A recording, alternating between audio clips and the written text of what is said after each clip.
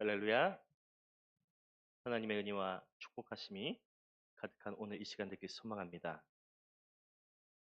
에스겔이 살던 시대 이스라엘은 역사적으로 힘든 시기를 겪고 있었습니다. 그들은 이미 바벨론에 멸망당했고 하나님이 주신 적과 꿀이 흐르는 땅도 황무지가 되어 버렸습니다. 많은 유다 백성들이 포로로 잡혀갔으며 일부는 주변 강대국으로 이민을 떠난 상황이었었죠. 폐허가 된 예루살렘, 남아있는 사람들은 힘없고 가난한 민초들 뿐이었습니다. 나라가 멸망당했습니다. 자유와 평화를 잃어버렸습니다. 찬란한 내일의 꿈이 시들어 갑니다. 삶과 죽음이 공존하는 세상을 살아가는 거죠. 시편 137편 1절입니다. 우리가 바벨론의 여러 강변 거기에 앉아서 시온을 기억하며 울었도다. 당시 바벨론의 포로로 잡혀온 사람들은 바벨론 여러 강변에서 살았습니다. 그들은 멸망당한 자들의 서러움을 토하며 하나님께 울었습니다. 동시에 그들을 지배하고 있는 바벨론이 멸망되어지기를 부르짖어 하나님께 기도했었죠. 바벨론 그발 강가에서 하나님께 토해내기를 5년째 되던 해 하나님께서 에스겔을 부르십니다. 당시 황폐화된 예루살렘에 활동했던 예언자가 누구죠? 예레미야였습니다. 하나님은 이곳 포로 유배지에서도 백성들을 돌보기 원하시는데요. 그 선한 하나님의 마음으로 백성들을 돌볼 선지자로 부름받은 사람이 바로 에스겔입니다. 에스겔은요, 하나님의 부르심에 따라서 열심히 복음을 전하였습니다. 열심히 주의 말씀을 증거했습니다. 그러던 어느 날 하나님께서 그로 어느 골짜기로 데려가시는데요. 그곳은 뼈로 가득하였습니다. 2절입니다. 나를 그 뼈 사방으로 지나가게 하시기로 본즉 그 골짜기 지면에 뼈가 심이 많고 아주 말랐더라. 얼마나 오래 방치되었을까요? 뼈가 심이 말랐습니다. 새하였습니다. 에스겔이 뼈로 쌓인 언덕을 바라보면서 이렇게 멍하니 있는데 그때 하나님께서 말씀하십니다. 3절 전반절입니다. 그가 내게 이르시되 인자야 이 뼈들이 능히 살 수 있겠느냐 하시기로. 그러자 에스겔이 하나님 앞에 대답하죠. 3절 하반절 내가 대답하되 주 여호와께서 아시나이다. 그 순간 하나님께서 에스겔에게 다시 명령하십니다. 4절입니다. 또 내게 이르시되 너는 이 모든 뼈에게 대언하여 이르기를 너희 마른 뼈들아 여호와의 말씀을 들을지어다. 하나님께서 에스겔에게 명령하여 덧붙여 말씀하시기를 또 이렇게 하십니다. 내가 모든 생명과 소망을 잃어버린 이 뼈들을 다시 살릴 것이다. 이 뼈들이 다시 일어나 모든 죽음의 권세를 꾸짖고 곧 나의 백성이 되게 하겠다. 아멘이십니까? 우리 그리스도인들이 정해야 될 복음이 바로 이것입니다. 사람들이 말하죠. 어떻게 죽은 사람이 다시 살아나느냐? 말하는 세상을 향하여 우리가 담대히 전할 복음 무엇입니까? 여러분, 예수께서 죽음을 이기시고 다시 살아나셨습니다. 여러분, 주 성령께서 우리와 지금도 동행하고 계십니다. 잊지 마십시오. 예수께서 심판의 주로 다시 오실 것입니다. 아멘. 우리가 세상에 대하여 증거해야 할 복음이 예수 생명, 예수 부활인데 우리 이 복음 전함에 있어서 사실 주저하고 있진 않습니까? 그런 우리에게 하나님은 에스겔에게서 배우라고 말씀하십니다. 하나님의 명령하심에 따라서 에스겔이 주의 말씀을 증거하죠. 지금 주의 말씀을 복음을 증거하는데 그 대상이 누구죠? 에스겔이 주의 복음을 증거할 대상이 누구죠? 지금 뼈예요, 뼈. 한때는 우리처럼 잘생기고 어여쁜 사람이었는데 지금은 깡 마른 뼈입니다. 뼈. 뼈에게 다시 일어나라!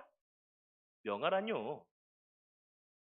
이 뼈들에게 전하는 것보다 지금 이 바벨론 포로 유배지에서 함께 고생하고 있는 동족들에게 전하는 것이 더 낫지 않겠습니까?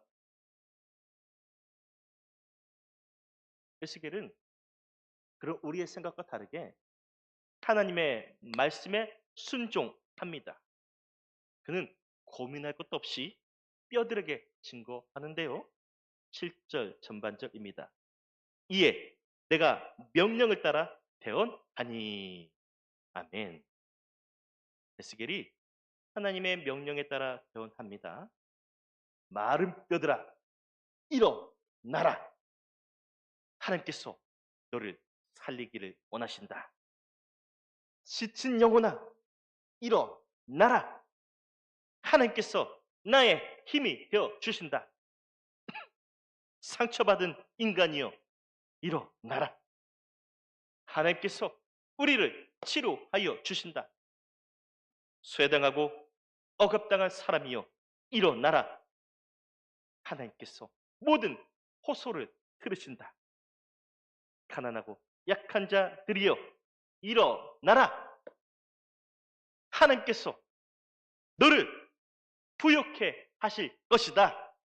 아멘. 여러분, 에스겔이 이렇게 생명을 증거하는 순간 뼈들이 움직입니다. 다시 살아보겠다고 오랜 시간 그들을 짓눌렀던 죽음의 그늘을 떨쳐내며 움직여요. 어기적, 어기적. 소리는 내더니 여기서 척, 저기서 척. 뼈들이 원래 있던 자리로 돌아옵니다.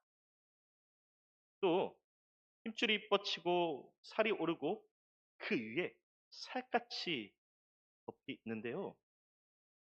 하나님 말씀대로 대언하여 순종했을 때 뼈들이 진짜 일어났습니다. 여러분, 에스겔이 순종했지만 얼마나 당황스럽겠습니까? 뼈가 하나도 아니고 수많은 뼈가 일어나서 어기적거리고 있는데 에스겔이 눈을 비빕니다. 야, 이 많은 뼈들이 다른 것도 아니고 어떻게 자기 원래 있던 몸으로 돌아가서 붙는 것일까? 남의 몸이 아니라 자기 몸으로 어떻게 알고 저렇게 돌아가고 있지? 바로 그때 주께서 에스겔에게 다시 명령하십니다. 9절 말씀 함께 봉독하겠습니다. 시작. 또 내게 이르시되 인자야 너는 생기를 향하여 대언하라. 생기에게 대언하여 이르기를 주 여호와께서 이같이 말씀하시기를 생기야 사방에서부터 와서 이 죽음을 당한 자에게 붙어서 살아나게 하라 하셨다 하라. 아멘. 에스겔이 하나님의 말씀에 또다시 순종합니다. 생기야 사방에서 불어와. 아직 죽어있는 이 사람들에게 불어 살아나리라. 생기야 불어와서 이 죽은 사람들을 살려낼지어다. 선지자가 주의 말씀을 전하자 마치 약속이라도 한 듯 이 마른 뼈 군단이 하나님의 군대가 된 줄 믿습니다. 아멘. 여러분, 하나님은요, 우리가 저 에스겔처럼 세상에서 생명의 주인 되시는 하나님을 외치기를 원하십니다. 죽음의 권세가 주인 노릇하는 이 세상을 향하여 생명의 주인 되신 예수님을 증거하길 원하십니다. 마른 뼈같이 시커먼 죽음의 권세가 주인 노릇하는 세상을 향하여 생명 되시는 주 성령을 증거하길 원하신 줄 믿습니다. 이 귀한 복음, 이 귀한 사명을 위하여서 저 에스겔과도 같은 하나님의 사람을 주님은 오늘도 찾고 계십니다. 이 복음의 선포를 외칠 담대한 교회를 찾고 계십니다. 누가 하나님이 찾으시는 선지자요 교회가 될 수 있겠습니까? 지금이 21세기이죠. 2024년 12월 초문명 시대에 계엄이 웬 말입니까? 또 계엄을 옹호하는 정당에서 대선 후보를 내세우고 있죠. 여전히 세상은 죽음의 권세가 주인 노릇하려고 발버둥치고 있습니다. 여러분, 왜 사람들이 교회를 향하여서 싫은 소리 하는지 아십니까? 역설적으로 생각해보면 이런 의미 아닐까요? 그래도 교회는 다르겠지. 예수 믿는 사람들은 좀 달라야 되는 거 아니야? 우리 일말의 기대감 때문에 그런 마음으로 세상이 우리를 바라보고 있는 것 아닐까요? 45년 전 오늘 5월 할아버지, 할머니, 아빠, 엄마, 나, 온 가족이 가장 행복해야 할 가정의 달. 우리 광주는 에스겔이 걸었던 마른 뼈 골짜기와 같았습니다. 국가를 이루는 가장 기초 단위인 가정이 파괴되어졌습니다. 작전명 화려한 휴가. 북한에서 내려온 공작원 600명의 선동에 이끌려 광주가 폭동을 일으켰다는 이유로 계엄이 선언됐었죠. 45년 전 그날 우리 광주에는 퇴근 후 돌아오지 못한 아버지, 방과 후 돌아오지 않는 자녀 찾다 소식 끊긴 엄마, 부모 찾다 행방불명된 자녀들. 그날 우리 광주는 형체도 알 수 없는 죽음의 권세에 의해서 많은 생명들이 찬탈당하는 날이었습니다. 바벨론의 분합발에 짓밟힐수록 우리 광주 어땠습니까? 결코 에스겔이 살던 마른 뼈 골짜기와 같이 되지 않으려고 힘썼습니다. 생명이 무엇입니까? 생명은 죽음에 대하여서 발버둥치는 겁니다. 온 광주 시민이 하나님의 뜻으로 모든 분대를 이루어가기 시작합니다. 당시 이곳 광주까지 내려와서 또 하나님의 진리를 외쳤던 하나님의 생명을 싸웠던 한 청년이 있었습니다. 한신대학교 신학과 7구학번 유동훈 씨. 그는 서울에서 내려와 광주에 그 메마른 뼈들로 가득한 골짜기에서 생명을 외칩니다. 광주에 와서 시위대에 참가했다가 붙잡혔습니다. 감사하게도 다시 풀려났는데 그리고 며칠 뒤 친구의 형이 거리에서 산화하는 현장을 목도합니다. 도저히 참을 수 없어 다시 거리로 뛰쳐나오죠. 당시 아버지였던 류연창 목사가 아들의 손을 붙잡습니다. 그때 아들이 아버지에게 하는 말입니다. 아버지, 붙잡지 마세요. 다른 집 자녀들은 다 희생하고 있는데 왜 자기 아들만 보호하려 하십니까? 아버지, 평소 아버지 소신이 뭡니까? 아버지 설교 말씀에 역사가 병들었을 때 누군가 역사를 위해 십자가를 쳐야만 이 역사가 큰 생명으로 부활한다고 하지 않았습니까? 아버지, 저 붙잡지 마십시오. 이렇게 갔던 그는 27일 밤 19세의 나이로 생을 마감합니다. 호남신학대학교 4학년 문용동 전도사는 도청에 TNT 폭탄이 보관되어 있음을 알았습니다. 조심히 계엄군을 설득해서 TNT를 제거하였었죠. 그때 계엄군이 하는 말입니다. 전도사님, 저와 함께 있으면 시민군들에게 프락치로 오해받아서 죽을지 모릅니다. 지금 저와 함께 도청 밖으로 나갑시다. 살 수 있는 기회였었죠. 그러나 그는 마른 뼈 골짜기와 같은 도청에 남을 것을 고집합니다. 도청 앞에서 시체 32그릇 보았습니다. 집에서 죽으나 여기서 죽으나 마찬가지 아닙니까?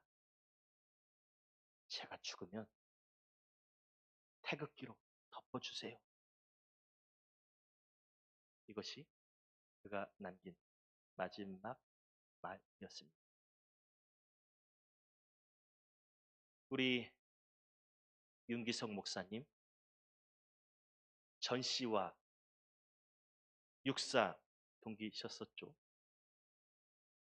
지금 가나안교회 원로 목사님이신 배열섭 목사님께 들은 일화입니다. 1980년 5월 전 씨가 광주에 헬기를 타고 온 적이 있습니다. 동기인 윤기석 목사님을 만나러 오신 거죠. 전 씨 나름대로 그래도 육사 동기니까 도와주고 싶은 마음, 혹은 광주 시민들을 설득해보라는 마음이었을까요? 전 씨가 기다린다는 말에 윤기석 목사님께서 하신 말씀입니다. 누가 내 동기냐? 내 동기? 전 씨? 난 그런 사람 전혀 모르네. 어서 광주에서 떠나가라. 말을 전하시오. 또 압니까? 전 씨의 도움을 받았더라면 사회적으로, 목회적으로 더 크게 성공할 수 있었을지. 우리 윤기석 목사님, 마른 뼈와 같은 세상에 하나님의 생기를 외치는 선지자의 길을 택하신 줄 믿습니다. 물론 45년 전 5월의 그날과 오늘 우리 세상은 크게 달라진 것이 없습니다. 45년 전 그날보다 우리 훨씬 더 많은 자유와 혜택을 누리고 있습니다. 더 살기 좋은 세상을 만나긴 했는데 여전히 세상은 죽음의 권세가 기승을 부리고 있습니다. 죽음이 폭군처럼 군림하려고 하고 있습니다. 많은 영혼들이 마른 뼈같이 소망 없이 살아가고 있고요. 그들의 육신은 자유로울 줄 모르나 그 영혼은 여전히 죽음의 권세에 매여 있습니다. 지금도 광주 사태라고 말하는 것이 말이 됩니까?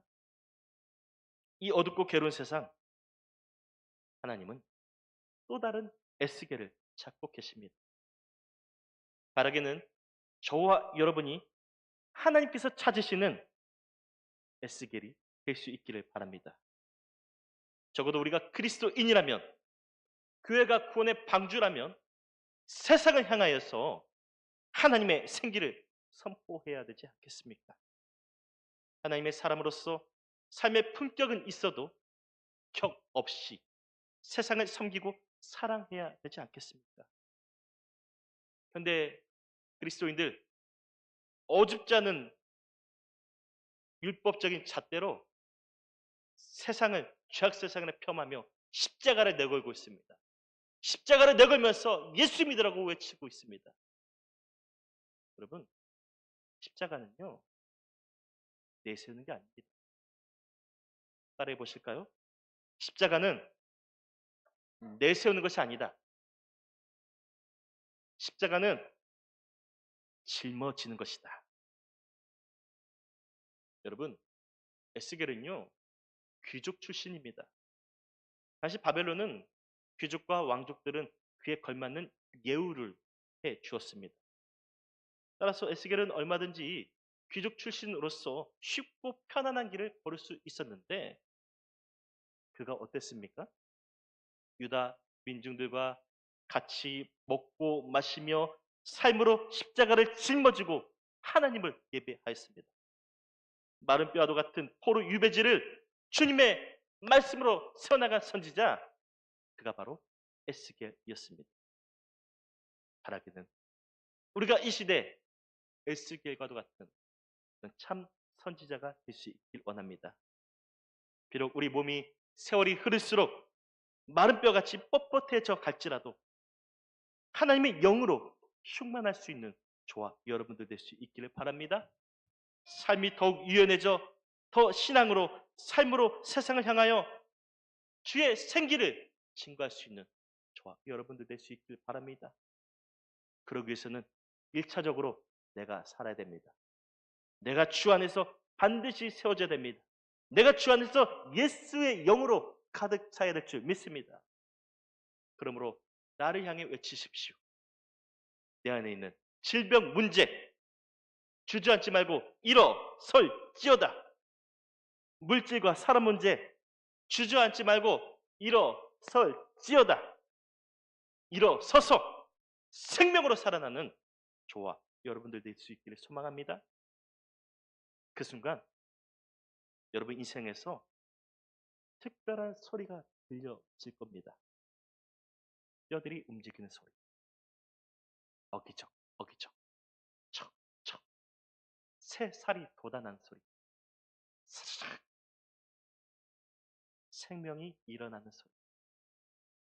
하나님의 군대가 세워지는 소리. 하나님의 은혜와 축복, 통치가 임하는 소리로 가득 찬 저와 여러분들의 모든 삶이 될 수 있기를 주의 이름으로 축원드립니다. 기도드립니다. 주 하나님, 여전히 마른 뼈와 같은 세상, 주님은 이 세상을 다시 살리기 원하십니다. 그 하나님의 영을 전하며 생명을 이뤄갈 사람들을 찾고 계십니다. 그 생명의 선지자가 저희가 될 수 있도록 도와주옵소서. 지금도 여전히 5.18에 대해서 다르게 생각하는 사람들이 많이 있습니다. 죽어가는 영혼들, 45년 전 그 고통과 아픔을 이기지 못한 사람들이 아직도 많은데 남의 이야기라고 함부로 말하는 사탄의 하수인들이 있습니다. 그들에게 진리와 정의와 하나님의 생명으로 꾸짖을 수 있는 저희들 될 수 있도록 도와주옵소서. 그러기 위해서 주님 원합니다. 내 안에 예수의 생명으로 가득 채워지게 하여 주옵소서. 내 안에 예수의 성령으로 충만하게 하여 주옵소서. 내 안에 예수의 생기가 차고 흘러 넘치게 하여 주옵소서. 주님, 생명을 살리는 소리로 가득 찬 저희들의 모든 인생이 되어질 수 있도록 인도하여 주시옵소서. 감사드리며 예수님의 이름으로 간절히 기도 올리옵나이다. 아멘.